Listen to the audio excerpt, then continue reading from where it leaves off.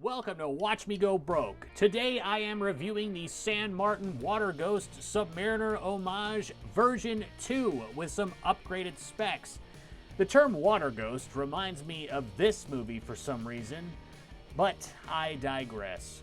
San Martin is synonymous with making great quality homages to some of your favorite high and lower end watches, sometimes with specs that even surpass the watch that they are homaging. In this two-part series, I will review the San Martin and then put it head-to-head with what I claim to be the best sub-homage you could get, the Heimdallr Submariner homage.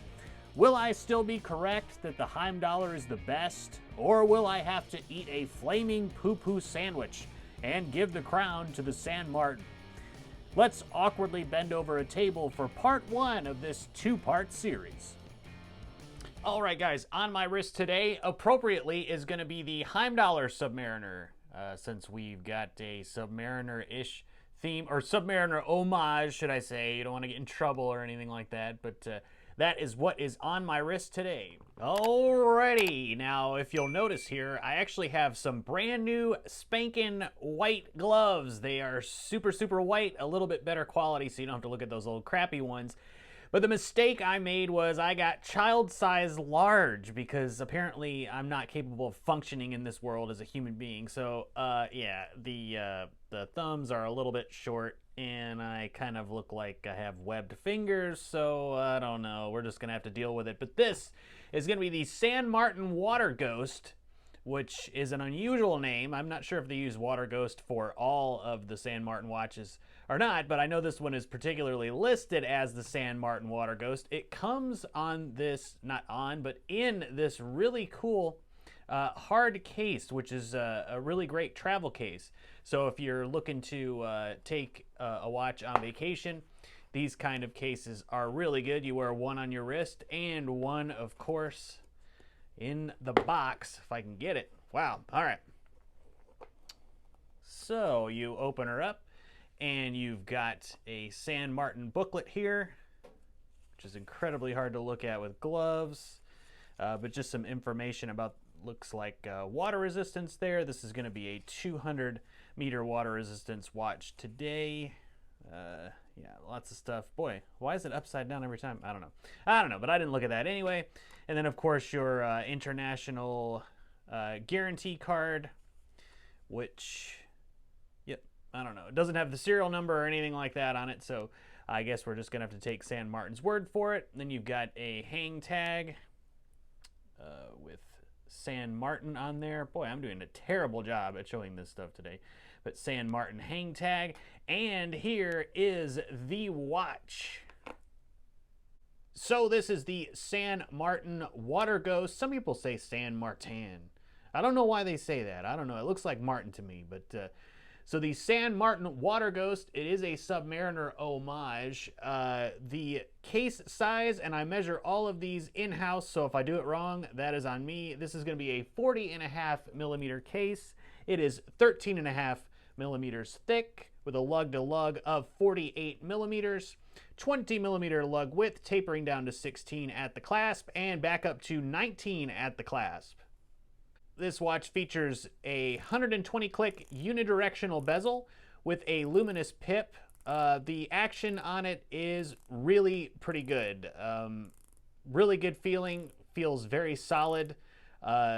Very little back play, if none at all. I guess it just settles a little bit once you stop. But really good. It is a ceramic bezel insert, and like I said, a luminous pip. Now, when I saw this luminous pip, I thought, oh my gosh. You know, when I saw it in pictures, I thought, oh my gosh, this is almost identical to the Tudor Pelagos, or Pelagos, or however people say it. Throughout the world, and I was like, man, that's going to really detract from the watch. But when you get it in person, it really doesn't. It does resemble the Tudor Pelagos lume pip, but certainly not something that is distracting to the watch at all. You'll notice that it does sit down pretty far against the case, so the risk of hacking that off is very low. This watch is going to be powered by the NH35A movement, which is a 21,600 vibrations per hour movement. It is a good solid movement, and this one is running at -4 seconds a day. So I believe that San Martin apparently did regulate this at the factory, unless I just got a good one right out of the box. The crystal is going to be sapphire at this price point with a sapphire cyclops. All applied indices today on the dial. They are highly polished, and the dial is going to be a green sunburst dial. So this is homaging the Hulk Rolex Submariner, and so that uses a green sunburst dial, and this would as well. The lume is BGW9. You can see it filled in there, and the lume on this watch, well, let's have a gander, shall we? Look at that. That's just turning the lights off. And I also did a video where I walked from direct sunlight into the dark, and you can see the transition on the watch. It's just amazing. This is going to be BGW9 on this particular watch, and there are heaps of it. So on the case, you've got a mixture of brushed and polished areas. High polished on the sides. The crown is not signed today. The bracelet is going to be a screw pin bracelet, all 316L stainless steel. You'll notice that this is all completely brushed. I know on some Submariner homages, particularly the Heimdallr one as well, the sides of the bracelet are highly polished, but they are not today. It is all brushed, connecting to this really fantastic clasp.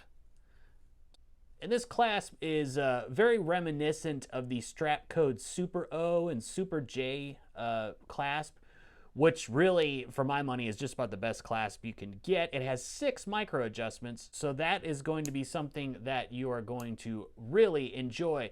Sizing this up for my 7 1/4 inch wrist, I only had to take out 1 link because of the 6 micro adjustments. You'll notice I have it on the second to last hole, and I do that so that I have a little bit of room to go a little bit tighter when it is cold outside, and heaps of room to put it over a sweater or a diving suit or something like that in the warm summer weather. There is no dive extension, but the clasp is milled and constructed very well with the San Martin logo etched. The watch does feel quite heavy on the wrist, and I have a feeling it has to do with this particular clasp. Comparing the Heimdallr to this one, the Heimdallr is a good bit lighter, and I think that's because of the clasp. But that comparison will come in a later video. So what do I like about this watch? Well, it is really a well-made watch, very well made, right up with the San Martin standards. You know, I have a San Martin 62 Mas Homage, and that one is constructed very well. The lume on that is outstanding as well. So really you're getting a par for the course quality with San Martin here. I think the watch really is beautiful, and I love the lume pip. I think the lume pip is really good. It's set down, like I said, so you're not going to run a risk of really hacking it off the ceramic bezel insert. And of course the lume, like I said, the lume is absolutely outstanding, just outstanding on this watch. It really is probably one of the best that I have in my collection. I mean, it just glows all night, going from outside to inside. It is just crazy, crazy good. Yeah, super, super good. I love the bracelet. Very little jingly jangly. It is a very solid bracelet. Nice gaps to let your wrist kind of air out throughout the day, because it is the hot summer. And the clasp, like I said, I was apprehensive about this clasp when I first saw the listing. And that reason was because I thought that it would be too thick for this particular style of watch, because it is quite thick on the Seiko SKX Super O bracelet. It's very thick, but I think it kind of works because that's not a very elegant watch and it's more bulky. But this surprisingly wasn't at all. If you'll notice, the links are actually not that much, there's not that much difference between the link thickness and the clasp thickness. So I think this clasp works really well, and it is quite a welcome upgrade over the clasp that was on the watch before the previous version. Well, the bezel action is just outstanding. Really, really good. No complaints there. It's not too tight. It's not too loose. It lines up perfectly. No back play. I mean, really, what more could you want in a watch? I think it's just absolutely great. All in all, the watch wears nice and it wears very, very comfortably. So what do I not like about this watch? Well, I've seen some other reviews on this watch where there was a complaint that the lume color on the dial does not match the white of the ceramic bezel insert. And to me, I don't necessarily notice this in day-to-day wear, but of course, as you're looking at it now, you can tell that they're a different color, more of a cream color. And my theory on that is that color that's on this watch now is actually the true color of BGW9. And so I think if you would coat this or you mix a coloring in to make it more white, I think you would lose a little bit of the BGW9 power. And I think San Martin made a choice here to go ahead and leave the BGW9 in its current state. I'll briefly show you on the Heimdallr Submariner, because I'm going to have another comparison video coming up next week between these two Titans. But if you notice the hands on the Heimdallr Sub, they are the same color as all of the indices on the dial of the San Martin. And I believe that to be the true color of BGW9 on the hands. And then it was, I guess on the Heimdallr, it was coated or something to make the BGW9 appear white. So I'm not sure. I guess it's, whatever your taste suits you.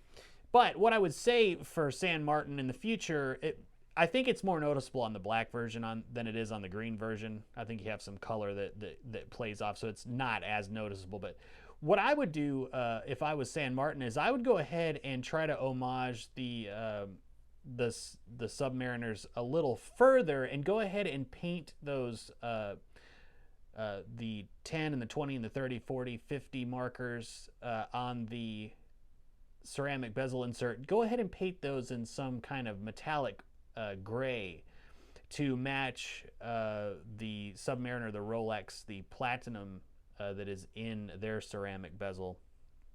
I think that would offset that color and it would allow them to keep this beautiful, beautiful glowing BGW9. And yeah, guys, I am super excited to put these two Titans head to head to see who comes out the winner. I think this competition is going to be so close. And I don't know the results. I'm not kind of spinning a little treat here. I have not done the comparison yet, so I do not know what the scores are. This is just me thinking off the cuff, and I can tell you right now, I believe this is going to be a very close competition. So tune in to the next video where we will find out, was I right? Is the Heimdallr the best sub homage that you can get at the up to $500 price point? Or do I have to eat a flaming poo-poo sandwich and give the crown to the San Martin? So tune in next week for part 2, guys, and I will see you then.